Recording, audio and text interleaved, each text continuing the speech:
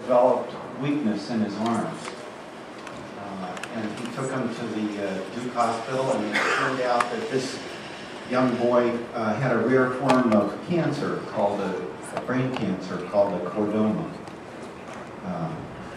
Within the next day, they visited the Comprehensive Cancer Treatment Center there and met with the whole team of people, nurses, oncologists, radiation specialists, etc.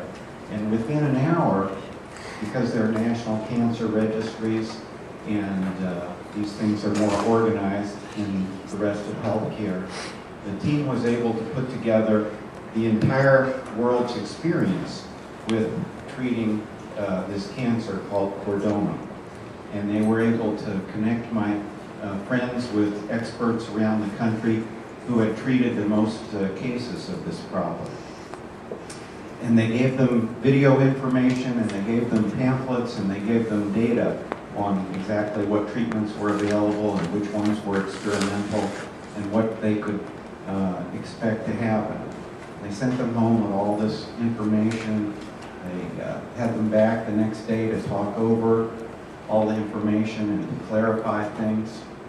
And my friend and his son and his wife together with the team discussed all the options and came up with a very complicated plan. They came to Boston to get electron beam therapy to shrink the tumor. Then they went to New York several months later and had microsurgery to try to remove this tumor. And then they went back to Duke and had a series of chemotherapies over more than a year. That's what shared decision making is like. And I contrast that with my own experience with when my adolescent and young adult kids had serious episodes of mental illness, and my friends all around the country who have had similar experiences. You go to see a mental health clinician for depression, and you might get hospitalization recommended, you might get ECT recommended, you might get any one of 30 different medications recommended, you might get psychoanalysis recommended, you might get an evidence-based psychotherapy recommended, you might even get past life therapy recommended if you're lucky enough to live in California. It's very rare for the mental health system to actually lay this out, or for any clinicians to actually have data on what the outcomes are likely to be or what the side effects are likely to be, right? It's more like, and Bob Michaels, the dean at Cornell, says, the mental health system is still a cottage industry. What you get for treatment depends entirely on what door you happen to walk through. There are no consolidated data, there's no real effort to present the data in a coherent way to people with mental illness. And so, even though the people who have spoken so far this morning, and I totally endorse this, want to believe that the mental health system is patient-centered and evidence-based and recovery-oriented, there's really not much evidence for that, unfortunately. And so, we all need to work hard to try to move the system in that direction, and that's what we're here to talk about today. I'm going to just give you an overview of where we are in terms of shared decision making, and I hope this will stimulate your thinking about these issues.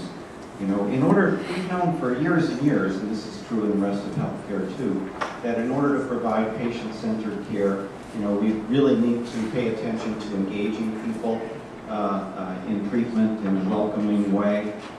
We need to give them good information about the treatments and the outcomes and the side effects and what they're likely to experience. We need to pay careful attention to their values and preferences and goals.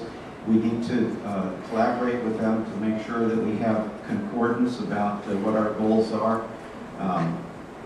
We need to provide services in a way that it's easy for people to stay in services until they're well.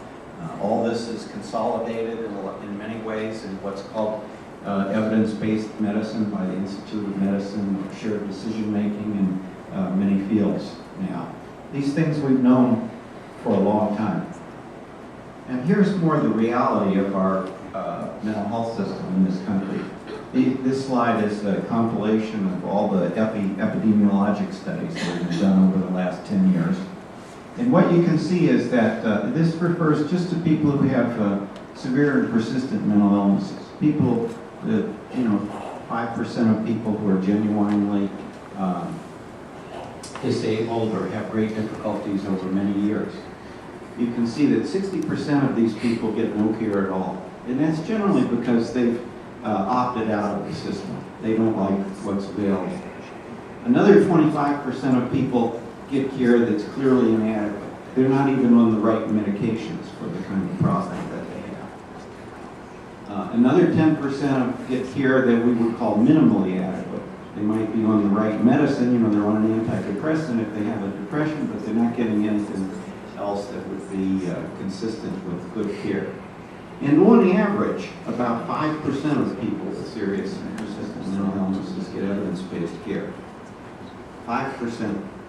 It's even worse if you look at particular interventions. So, for example, I'll show you some data on supported employment. Supported employment is, probably the most effective psychosocial intervention we have for this group of people. What percentage of folks, we know that 75% of people want to work. What percentage in the U.S. do you think gets supported employment now? 2%. Any other guesses? 0.2%. Well, you're in the right range. It's about 1%. And those are programs that call themselves supported employment. I know from visiting many of them that they're far, far from evidence-based supported employment. But that's what our mental health care system is like. And, by pretending that's not true, I don't think we really help anybody. We've got to acknowledge where we are.